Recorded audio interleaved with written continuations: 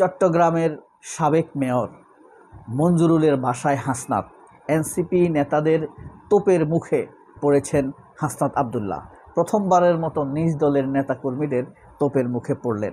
এই মঞ্জুর কিন্তু সাবেক বিএনপি নেতা, আবার সাবেক আওয়ামী লীগ নেতা। দুনিয়ার সব পথেই তিনি হেঁটেছেন। জুলাই সনদ বাস্তবায়নে বিএনপির বিরুদ্ধেই আন্দোলনে নামবে বিএনপির কেন্দ্রীয় নেতার সন্তানেরা। তাহলে এবার কি বিএনপি তার সন্তানদের বিরুদ্ধেই পুলিশ লেলিয়ে দিবে, র্যাব লেলিয়ে দিবে, বা সেনাবাহিনীকে লেলিয়ে দিবে তাদেরকে হত্যা করার জন্য? কোন পথে যাবে বিএনপি? তারেক রহমান বিশ্বের 100 প্রভাবশালী ব্যক্তির তালিকায় কোন প্রভাবের বলে, কোন ক্যারিশমার বলে তিনি এই তালিকায় এসেছেন? ঠিক 2026-এর নির্বাচনের পরেই এই তালিকায় আসার কারণ কি? 2018 সালের নির্বাচনের পরে শেখ হাসিনা এই তালিকায় স্থান পেয়েছিলেন। তখন প্রথম আলো কালের কণ্ঠ খুব খোলাভাবে, বড়ভাবে তার এই কৃতিত্বের কথা লিখেছিল তাদের পত্রিকায়।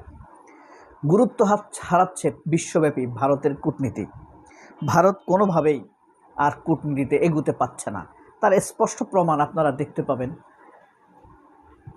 ইরান যুদ্ধ থামানোর ক্ষেত্রে শান্তির পথে পাকিস্তানের দুর্দান্ত কূটনৈতিক সাফল্য। যুদ্ধ এখনও থামে নাই, তবে দেখেন সেই 39 দিন যাবৎ যে মুহুর্মুহু হামলা আক্রমণ হয়েছে সেই পরিস্থিতি কিন্তু এখন নেই। অর্থাৎ শান্তির পথে ইরান আমেরিকা ইসরায়েলের যুদ্ধ কয়েক ধাপ এগিয়েছে, যা কৃতিত্ব পাবে পাকিস্তান। ভারত এই ক্ষেত্রে কিছুই করতে পারল না। শান্তির ক্ষেত্রে তাদের অবদান শূন্য। এই যে স্পেন এবার বাংলাদেশি সহ 5 লক্ষ মানুষকে নাগরিকত্ব দিতে যাচ্ছে, এটা বাংলাদেশ এবং সারা পৃথিবীর অসংখ্য উদ্বাস্তুদের জন্যই বলতে পারেন সুখবর। এই যে জুলাই সনদ বাস্তবায়নের জন্য বিএনপির কেন্দ্রীয় নেতারা মাঠে নামতে পারে, এই কথাটা কিন্তু তথ্যটা অনুসন্ধানী রিপোর্ট করেছেন মাহফুজ সারি আমার দেশ পত্রিকা। এই যে দেখেন,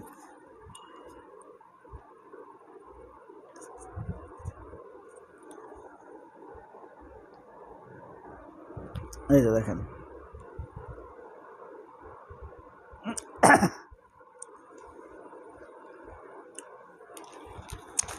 শক্তি বাড়াচ্ছে এনসিপি, যুক্ত হচ্ছেন জুলাই নেতারা, যোগ দিচ্ছেন জুনায়েদ রিফাত সহ জুলাই সংগঠকরা।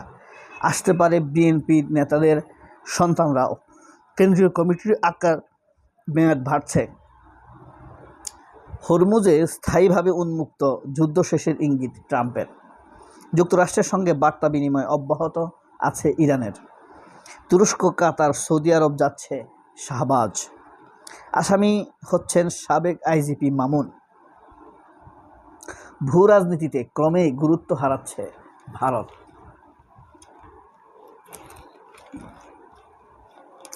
পেট্রোল পাম্পে হাহাকার, সরকার বলছে মজুদ সন্তোষজনক, জ্বালানি সংকট নেই। তাহলে এখন যে মানুষ তেল পাচ্ছে না, এটা কি বিএনপি নেতাদের কালোবাজারে তেল বিক্রি করার কারণে, মজুদ করে ফেলার কারণে? মঞ্জুরের সঙ্গে সাক্ষাৎ করতে গিয়ে হেনস্থার শিকার হাসনাত আব্দুল্লাহ।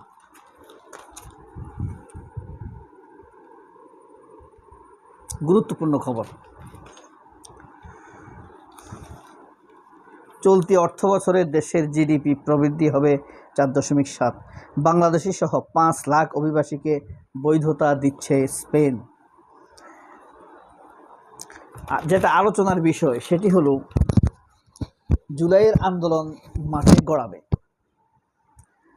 আর খুব বেশি ক্যারিশমা যদি তারেক রহমান দেখাইতে পারে, সালাউদ্দিন এবং ছাত্র ইউনিয়নের সাবেক সভাপতি আইনমন্ত্রী আসাদুজ্জামানকে কনভিন্স করতে পারে যদি তারেক রহমান, এটাই হবে তারেক রহমানের ক্যারিশমা। তাহলে আন্দোলনে যাবার আগেই হয়তো জুলাই সনদ বা হ্যাঁ ভোট বাস্তবায়ন হয়ে যাবে। এটি হবে তারেক রহমানের জীবনের সবচাইতে বড় সততা, গণতান্ত্রিক মনোভাব প্রদর্শন এবং বড় ক্যারিশমা। বর্তমান রাজনীতিতে একটাই ক্যারিশমা দেখানোর সুযোগ আছে রাজনীতিবিদদের, জুলাই সনদ বাস্তবায়ন এবং মানুষের মতামতকে সমর্থন দেওয়া এবং সেই অনুযায়ী রাষ্ট্র চালানো। এটি হলো রাষ্ট্র সংস্কার মেরামতের পর যে কোনো রাজনৈতিক দলের বড় ক্যারিশমা এবং সাফল্য। এটাই পারতে হবে, পারতে জানতে হবে। এটাই হতে পারে তারেক রহমানের প্রথম এবং একমাত্র ক্যারিশমা। এর চাইতে বড় ক্যারিশমা বাংলাদেশের রাজনীতিতে আগামী 10 বছরে আর হবে না। নয়তো বিএনপির নেতারাই মাঠে নেমে যেতে পারেন এই জুলাই সনদ বাস্তবায়নের জন্য। অসংখ্য বিএনপির কেন্দ্রীয় নেতা মাঠে থাকবে এটার জন্য। এখন কথা হলো, বিএনপি এদের দমন করবে কিভাবে? বিএনপি নেতার সন্তানরা তারা চায় তাদের বাবারা রাজনীতিতে সৎ থাকুক, রাষ্ট্রটাকে পুনর্গঠন করুক, বাংলাদেশের 20 কোটি মানুষ তার পুনর্গঠনের সুবিধা পাক। এই জিনিসটি কিন্তু বিএনপি নেতার সন্তানরা চায়। কি করবে বিএনপি নেতার সন্তানরাই যখন জুলাই সনদ বাস্তবায়নের জন্য মাঠে স্লোগান তুলবে, জুলাইয়ের গাদ্দারেরা হুঁশিয়ার সাবধান, তো এই স্লোগানের তাপ কার গায়ে লাগবে? তারেক রহমানের গায়ে লাগবে না, আমির খসরু মাহমুদের গায়ে লাগবে না, বরকত উল্লাহ বুলুর গায়ে লাগবে না? লাগবে, অবশ্যই লাগবে। শহীদুদ্দিন চৌধুরী আমির গায়ে লাগবে না? লাগবে। তাহলে হাতে গোনা এই সালাউদ্দিন আহমেদ এবং ছাত্র ইউনিয়নের সাবেক কেন্দ্রীয় সভাপতি বর্তমান আইনমন্ত্রী আসাদুজ্জামান, এই হাতে গোনা 2-4 জন ছাড়া পৃষ্ঠপোষক, শয়তানের ভারতের পৃষ্ঠপোষক প্রথম আলো এই কাতারে রাখা যায়। ওয়াকার কোন কাতারে থাকবে জুলাই সনদ বাস্তবায়নের ক্ষেত্রে? সে ডক্টর ইউনূসকে ধমক দিত কথায় কথায়, সার্বভৌমত্ব সংবিধানের ক্ষেত্রে কাউকে ছাড় দেওয়া হবে না, ডক্টর ইউনূসকে এই বলে ধমক দিত না?